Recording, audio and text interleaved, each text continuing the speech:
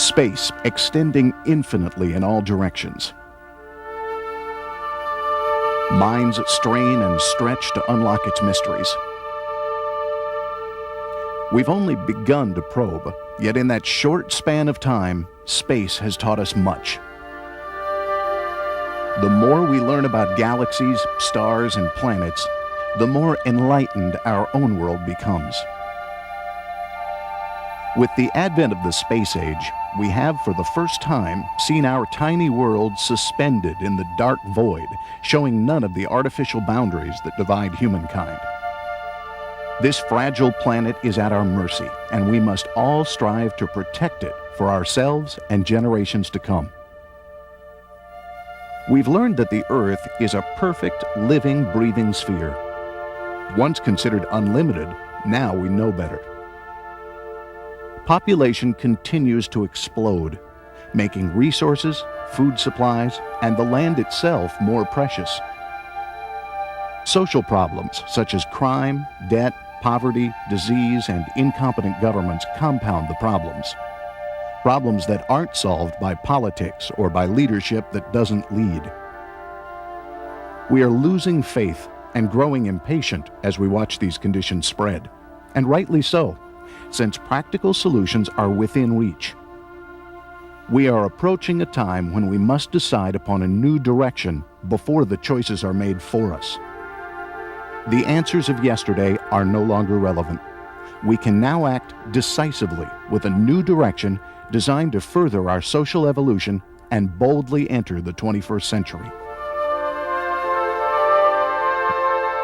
In the next few minutes, you will see a vision of the future with a fresh approach.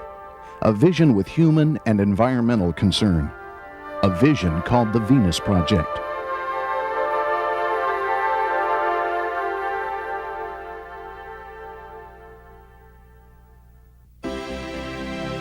The Venus Project presents an alternative design for our culture. It provides an attainable direction for a bright and better future by applying the latest technologies directly to our social system to benefit the lives of everyone. Through education and the intelligent application of what we already know, we can eventually eliminate war, poverty, hunger, debt, crime, and taxes. There's no place to hide today. You cannot escape from human stupidity. War, weapons, corruption seems to be prevalent all over the world. Merely talking about idealism and not designing an approach does not alleviate the problem. Our main aim and our main reason for funding is to make these things a reality. The aims of the Venus Project are to ensure social and economic stability, quality medical care and education, a clean environment, plentiful housing, goods and services, recreation, and access to all the amenities that a prosperous, innovative society can provide. These goals are not merely a paper proclamation. They can be translated into a physical reality if, as a society, we choose to do so. A democracy that does not ensure the necessities of life is meaningless. So I would say the more we invest in human beings, in warmth, love, education, good fellowship, the more secure all our futures. We are tied in with nature and all of the environment surrounding us. To negate or neglect any part of that would be damaging to ourselves and our own aim.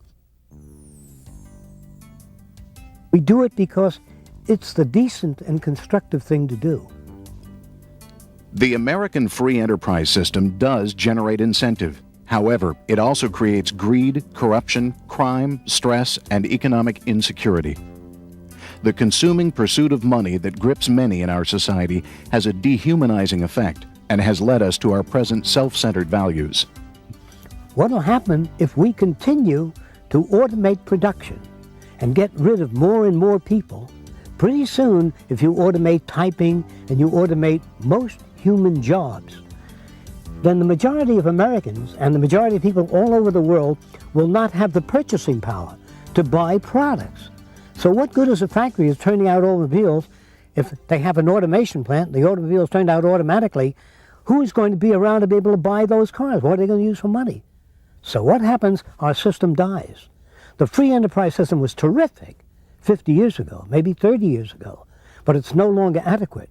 So if an automobile factory or any other factory goes completely automatic and most people lose their jobs and they don't have the purchasing power, you tell me how the free enterprise system can function. It comes to an end. And when it comes to an end, there become gangs and riots and crime begins to rise. I'm not advocating this. I'm not for this. I'm just trying to describe what most likely will happen.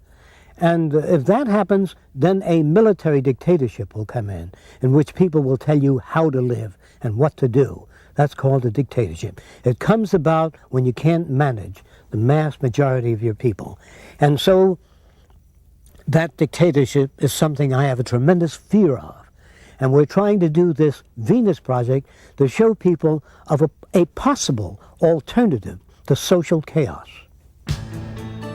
The Venus Project proposes a resource-based economy, making the necessities of life available to everyone. The real value of any nation is its developed and potential resources and the individuals that are working towards the elimination of scarcity. This can only be accomplished through the intelligent application of science and technology. Unfortunately, today, science and technology has been diverted from achieving these ends through the deliberate withdrawal of efficiency and planned obsolescence. This is now true in every aspect of our society. When education and resources are made available, there would be no limit to the human potential. The measure of success would be based on the fulfillment and the quality of one's life, rather than the acquisition of wealth, property, and power. By the redesign of our culture and overcoming scarcity, most of the crimes and even the prisons of today's society could be eliminated. The Venus Project's proposed cities and industrial plants would be the birthplace for such an environment. It is far easier and less costly to build new, efficient cities and industrial plants than to attempt to update and solve the problems of the old ones. They would combine the most sophisticated utilization of available resources and construction techniques.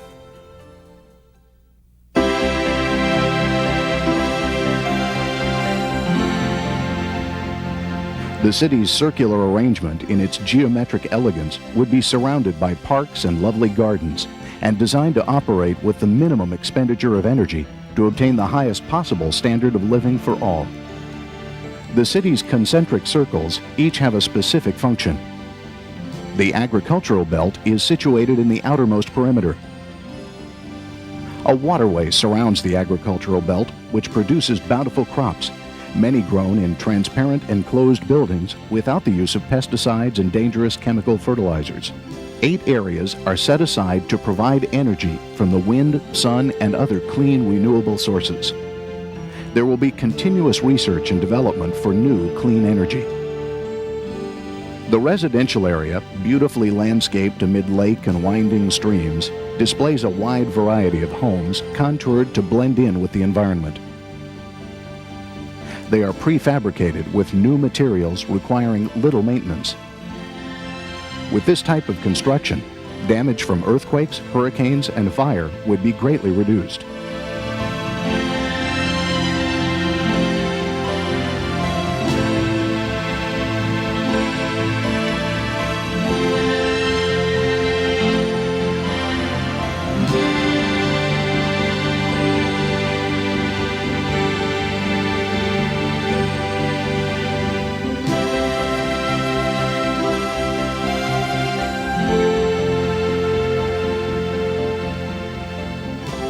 As we leave the residential district and move towards the city center, we pass additional recreational facilities and dining areas. Here, a wide selection of organically grown food would be available. Next are the apartments, planning, and design centers. As we approach the center of the city, we see a large dome surrounded by 8 smaller domes. These small domes house the library, science, art, music, research, exhibition, entertainment, and conference centers, which are fully equipped and available to all. The central dome or theme center houses the cybernated system, educational facilities, shopping, communications networking, and the medical center.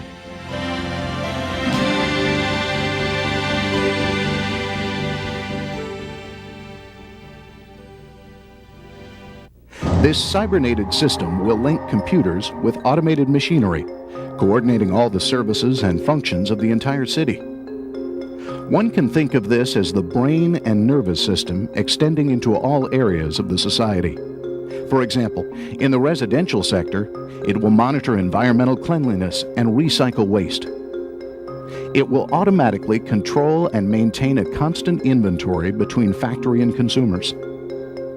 Production and distribution will be balanced to correspond with demand, eliminating shortages and overruns. Although the industrial districts are highly automated, they are non-polluting, silent, and clean, with easy access to the cities. They border canals, which facilitate transportation.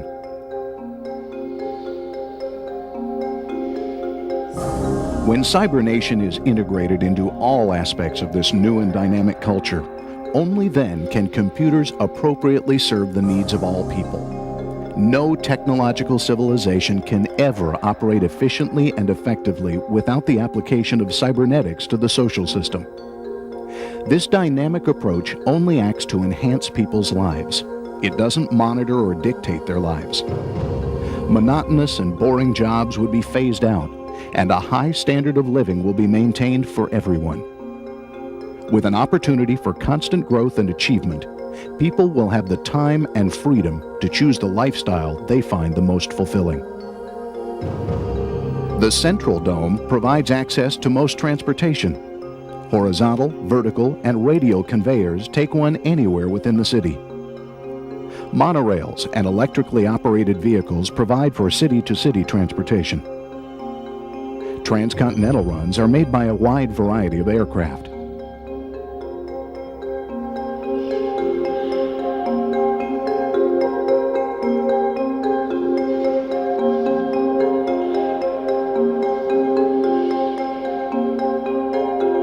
High-speed maglev trains remain in motion as passenger compartments are lifted away and others are lowered in their place. These units then take passengers to their local destinations.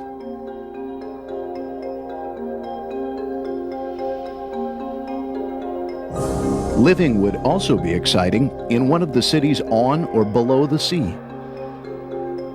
Seacraft would be available for everyone's use.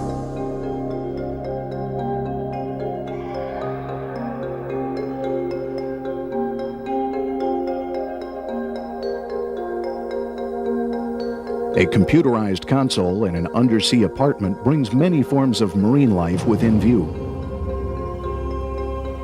Eventually, through using total design concepts, the threat of floods or droughts could be minimized. A series of canals and water storage basins with floodlocks could provide irrigation, transportation, and recreation, and hold back floodwaters for future needs. As with any massive construction initiative, the possible gains and negative effects will be thoroughly reviewed before each project is started.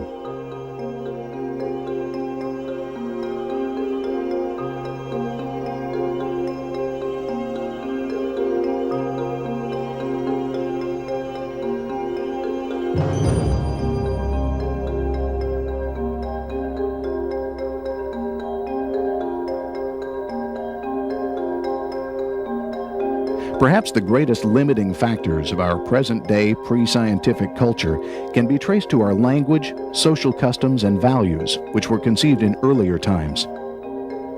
The designs of the Venus Project will not only be applied to cities, industrial processes, and the environment, but to education as well. The aims of the Venus Project have no parallel in history, not with communism, socialism, fascism, or any other political ideology. This is true because CyberNation is of recent origin.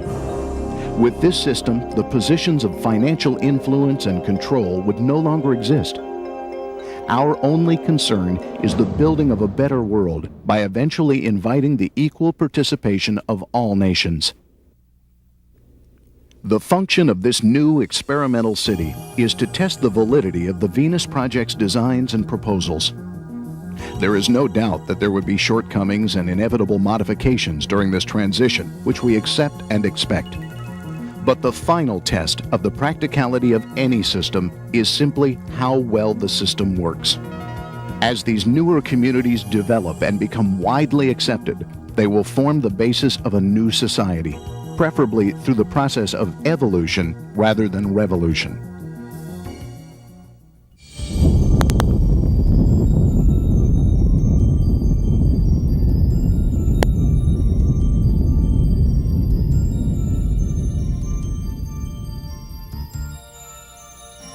Well, I wanted to say there's no such thing as utopia. What you call the best television set is the best that you have up to now. But 2 years from now, you'll look back and say, oh my God, see? So what you call utopia is just a better way of life than you've known in the past.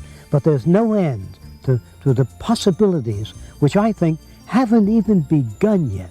The civilized world hasn't even begun to get off the ground. The jobs that will be accomplished in the future, the marvels, the technology to come is unbelievable.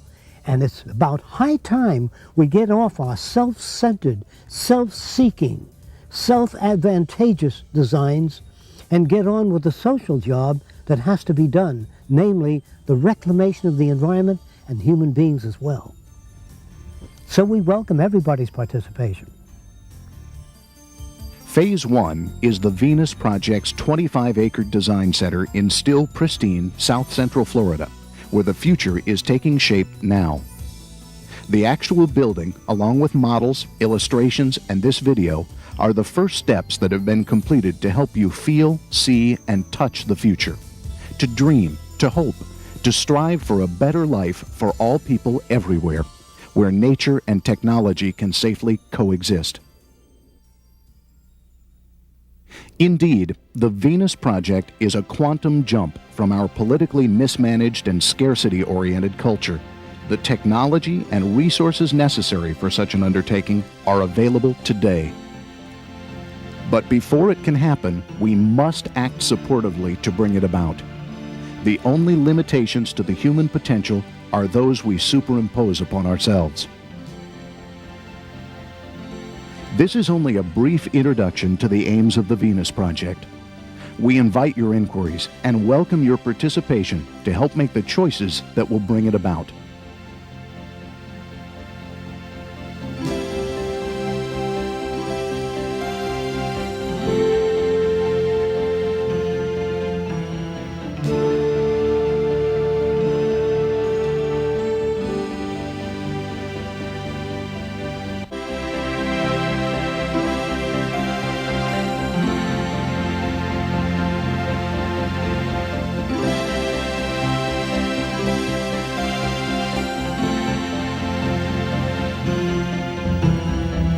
For further information, or for the book, The Venus Project, contact us at 21 Valley Lane, Venus, Florida, 33960, USA, or phone 941-465-0321, fax 465-1928, or visit our website,